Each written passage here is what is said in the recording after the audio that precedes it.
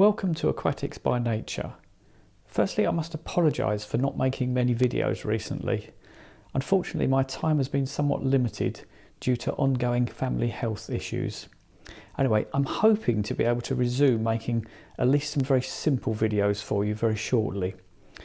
What I really want to do is I want to be able to update you more often on this no water change, no fertiliser tank, which I'm sure many of my regulars will know.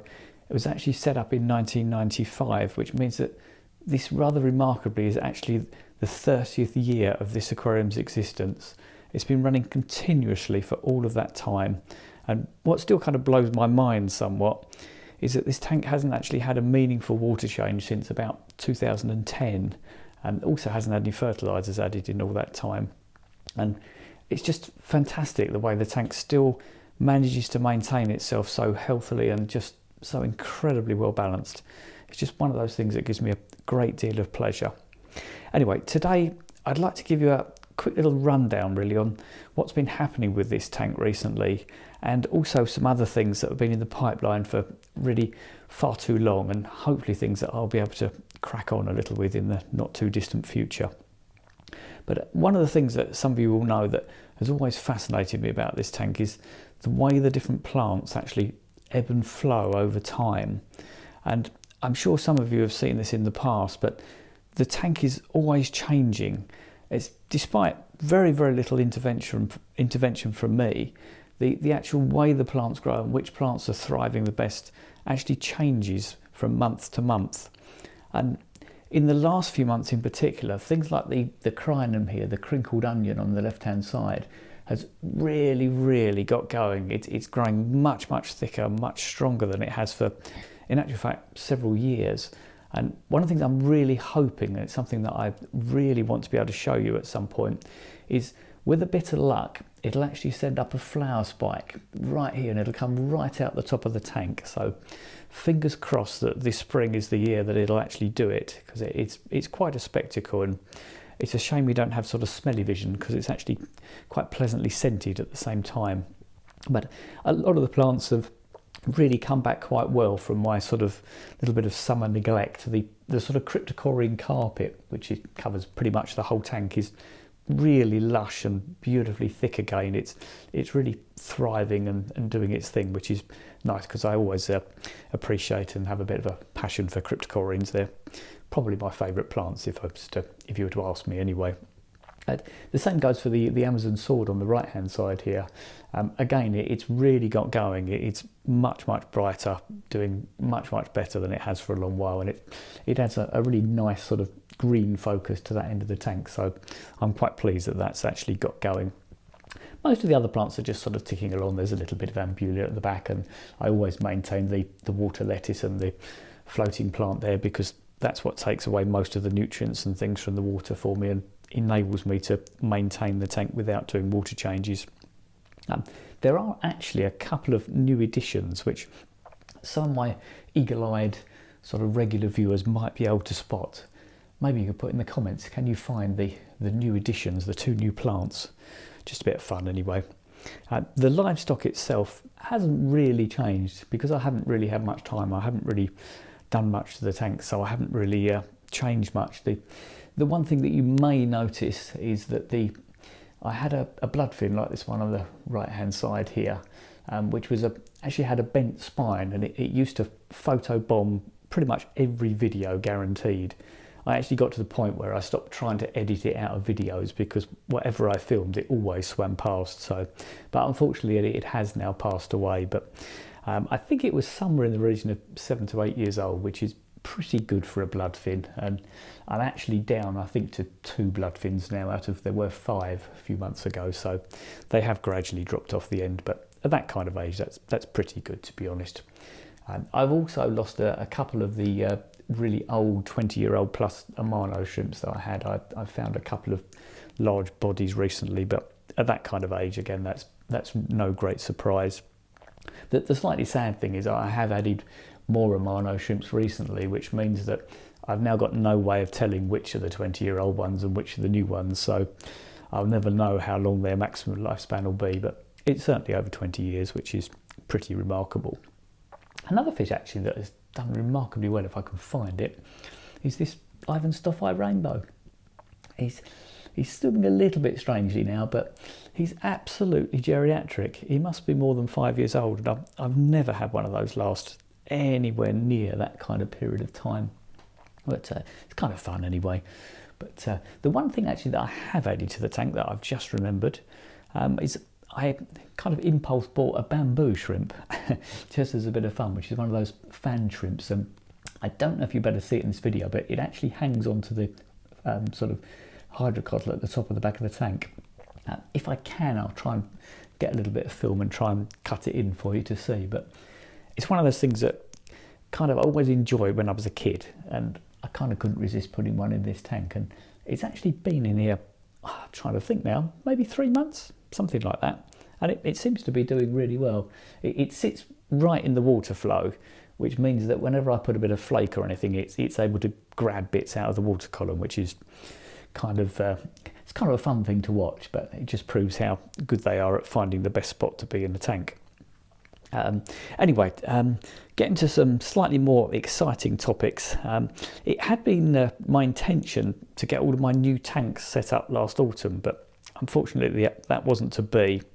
And some of my regulars will remember that what I actually wanted to do was I wanted to decant some of my old sort of tatty sort of stock tanks into 4 new show tanks, so that I could actually admire them rather than just keep them, as it were.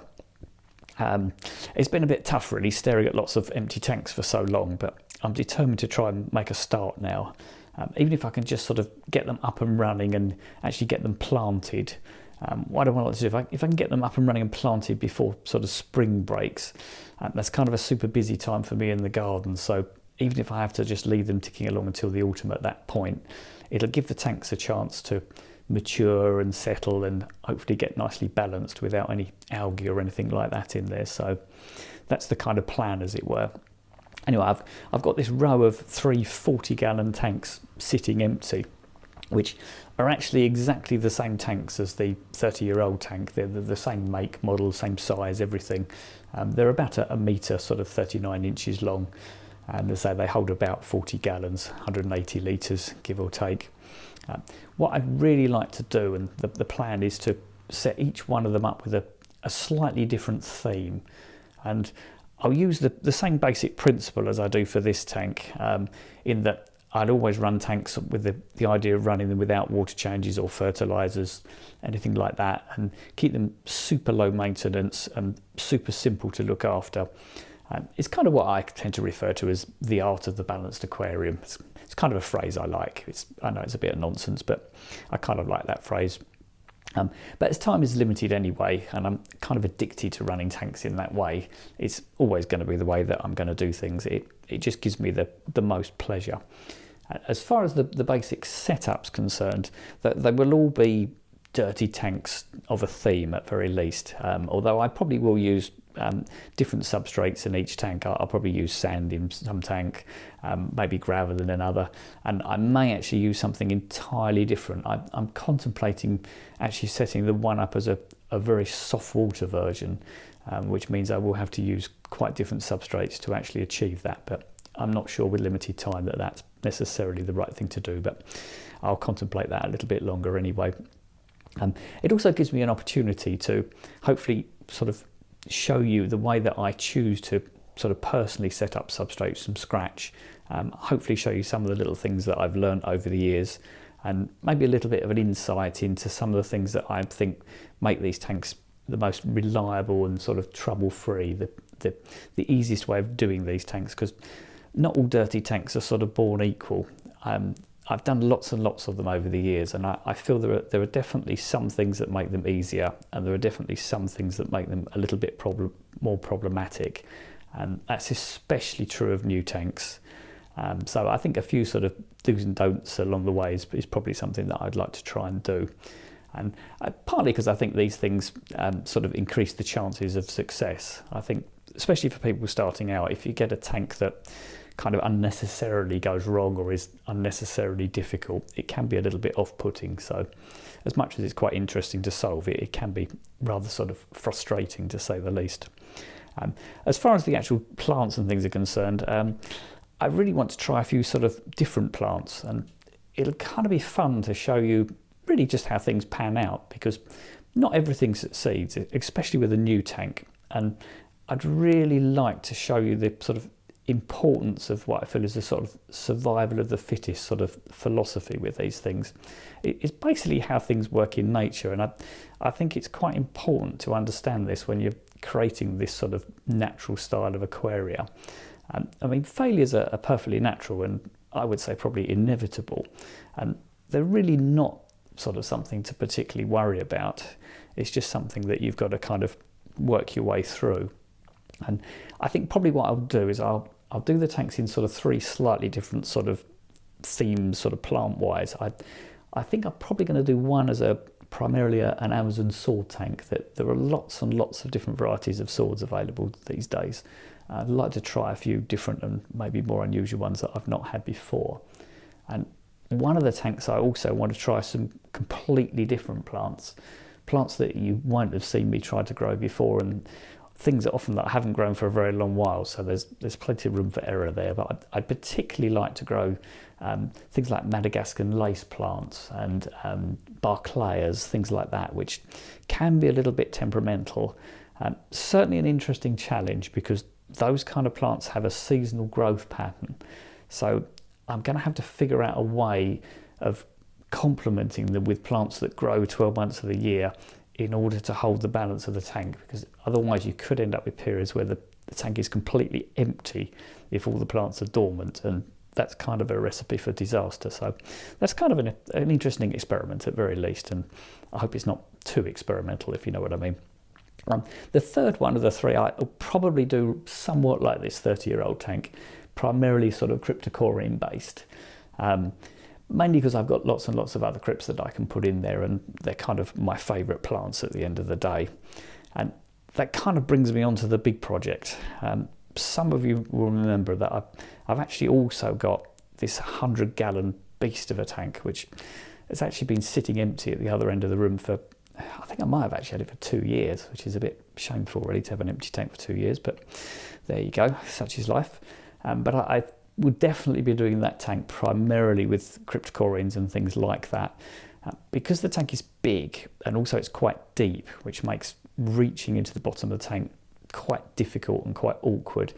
I want to make sure that the tank is done super easy and super low maintenance, but with the smaller tanks the access is quite easy, so it's not quite so important. But with a big tank I just want to make life easy, and I'll complement them with lots of floating plants like I do with this tank, because again I use those for removing the nutrients. The cryptocorins grow too slowly really for doing that, so the whole thing really will be just to make it as simple, easy and sort of relaxing as possible, just to kind of get back to that sort of sitting in front of the tank and enjoying it. That's really the philosophy and thing I like to do more than anything. So anyway, there are lots of projects to document, and hopefully you have some fun along the way, and I'm sure there'll be a few surprises too. There's nothing like a new tank to throw up surprises, but not necessarily always good ones. So anyway, congratulations if you've made it through today's ramblings, and thank you all so much for your continued patience. I'm still absolutely blown away by the amount of people who follow and interact with this little channel. So if you want to know more about how I maintain these plants so naturally without water changes or fertilisers, I'd be eternally grateful if you subscribe and give me a like. You can also check out my playlists, but most importantly, enjoy your aquarium. Don't be a slave to it. Thanks for watching.